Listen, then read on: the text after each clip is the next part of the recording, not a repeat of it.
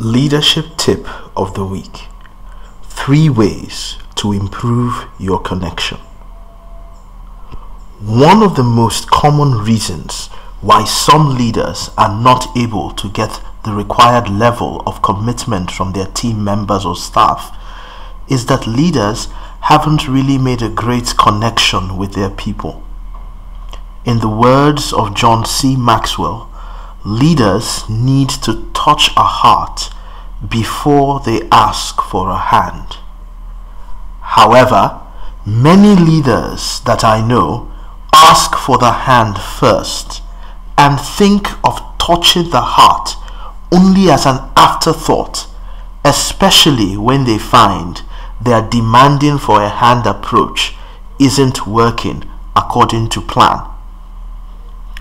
If you have just arrived at a position of leadership and are seeking to gain your followers' commitment, or if you are already struggling with getting commitment because you have never touched their hearts first, we recommend 3 simple things that you can do to connect with your people and lay the solid foundation for gaining their commitment as follows. Number 1, be authentic. Your people will willingly connect with you when you are an authentic leader, one who is trustworthy and has integrity.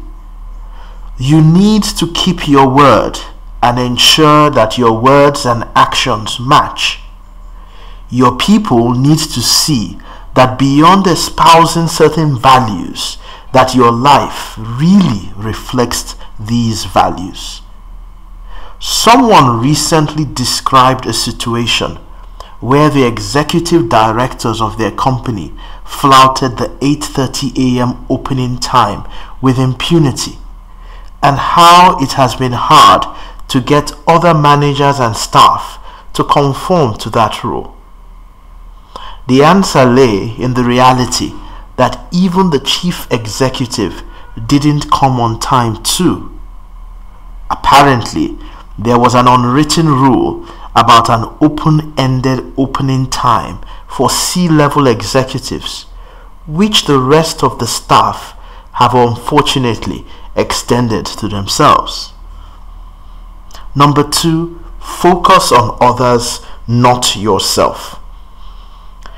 At a recent leadership workshop, participants were asked to rank a number of possible motivating factors in order of impact.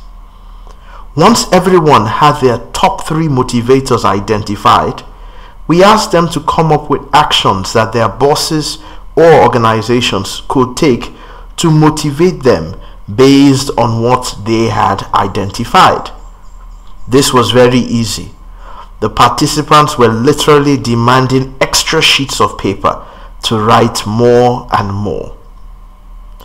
When asked to write down the things that motivated their subordinates, most participants struggled.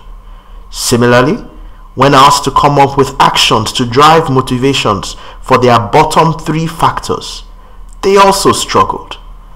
Our activity proved that most leaders are self-focused and had not invested time to understand the motivations of the people around them. Thirdly, and finally, show empathy. As a leader, always look for opportunities to truly get on the other side. Listen with empathy and seek to understand the needs and realities of your colleagues. Speaking frankly about issues that concern them and showing them you truly appreciate where they are coming from. You can acknowledge others' perspectives and yet still offer them clear direction and clarity on your vision for the team or the organization. Leaders, they say, are dealers in hope. Hope is found in places where leaders are authentic and sincere, where leaders focus on others and not just themselves, and where leaders are not too proud to recognize other people's perspectives, even when there are differences in opinion. By practicing these three behaviors, you will significantly improve your relationships with your people, touch their hearts, and create the right platform to ask for their hands and receive their commitment.